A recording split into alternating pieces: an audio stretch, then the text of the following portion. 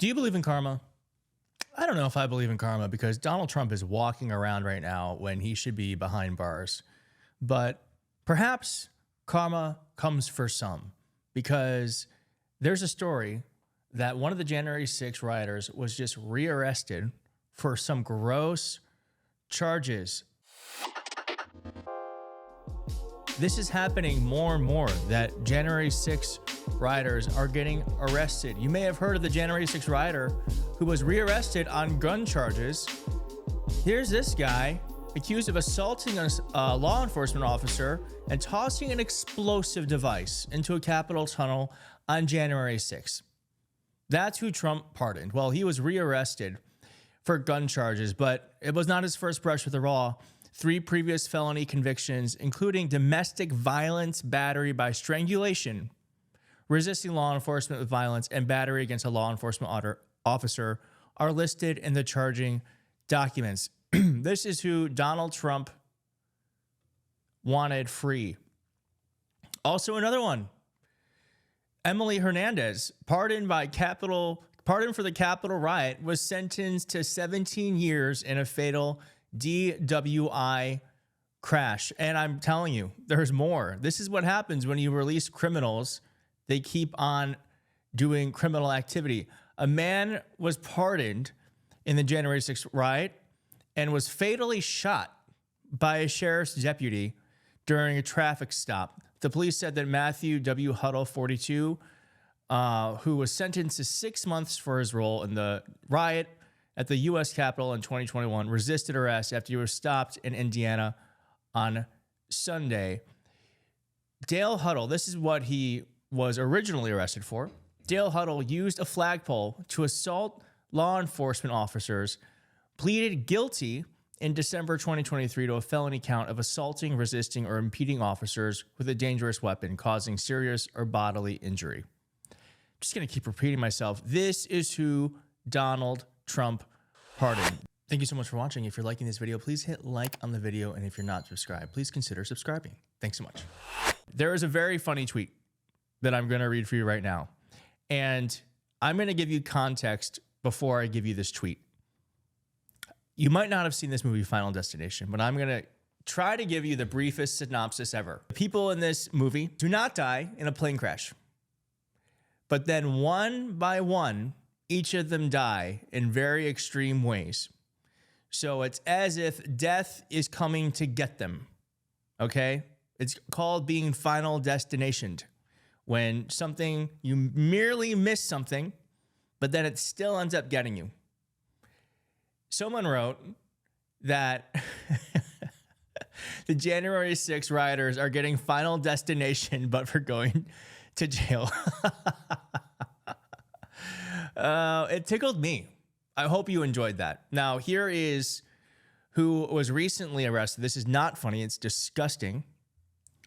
A man pardoned in the January 6 case, arrested on 2016 solicitation charge. This is actually a very vague title because here is what really is going on. Texas authorities arrested a January 6 rioter recently pardoned by President Trump on Thursday for online solicitation of a minor. Online solicitation of a minor. The Harris County District Attorney's Office said it took an Andrew Taki into custody Thursday morning for the 2016 charges, according to a post. Taki was arrested after a surveillance operation conducted on February 4th confirmed that Taki was staying at a residence in Leon County. His bond in Harris County has been revoked. Good. He's accused of pursuing a sexual relationship with a person he knew to be younger than 17 using an online messaging platform. The case was still pending when he was arrested by the FBI following the 2021 Capitol insurrection. He was returned to the police just days after the riot by an individual who communicated with him on the dating app Bumble while he was in Washington, D.C. Wow. This is from the county district attorney. Rearresting individuals like Taki who are released with pending state warrants will require significant resources. Know that we are already in the process of tracking Taki down as he must answer for the 2016 charge of soliciting a minor online. It's not the only person. There are so many of these. Are you ready? This is what happens when you pardon criminals. Matthew Huddle was shot, as we mentioned. Theodore Middendorf is still in prison for sexually assaulting a 7-year-old after pleading guilty. Pardoned. Daniel Ball was rearrested on gun charges, what we talk about. Andrew Taki, who we talked about. David Daniel facing charges of a production of child pornography and possession of child pornography. Guy Reffitt freed despite facing charges on possession of an illegal gun silencer. Emily Hernandez, who we mentioned. Pamela Hemphill refused the pardon. We're going to talk about her in just a minute. But I'm just going to say this real fast. MAGA loves to bring up that, drag queens are ruining our children. Trans people are trying to mutilate our kids. I've never heard of a drag queen getting arrested for stuff like this. Never. I'm sure there's one story somewhere. I'm sure. But by and large, there are almost zero stories compared to the plethora of stories I get of middle-aged white men who are more likely than not conservative going after children. Let's just say it. Also, lots of religious figures doing it too. I might start covering it more on this channel because let's fight back on that nonsense. But you know what? You know who got a pardon and didn't take it? Pamela Hemphill. Do you want to hear why? Let's listen why. This is what it means to be sorry. Well, first, it would be a slap in the face to the Capitol police officers, to the rule of law, and to our nation. You'd be a part of their narrative that the DOJ was weaponized against them, all the lies they've put out there about January 6th.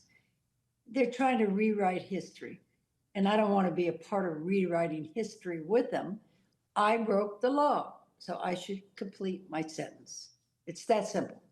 That's a very unusual point of view. Have you talked to anybody else who was involved in the January 6th riot who feels the same way you do? Oh, no. In fact, they won't talk to me because for a year and a half, I've been debunking them. So, no, I have a big smear campaign out there. No, there's nobody that I've heard of. I wish somebody could take accountability and stand with me. But no, I haven't heard from anybody. Wow. That makes me really emotional. I don't know why. Just someone saying so bluntly, we do not get enough of that in our country right now, where someone's just like, I did something wrong. I deserve the punishment. I acknowledge I did it wrong. And I'm better for it. I'm better for going through the process of messing up, knowing it, and fixing myself. What a concept.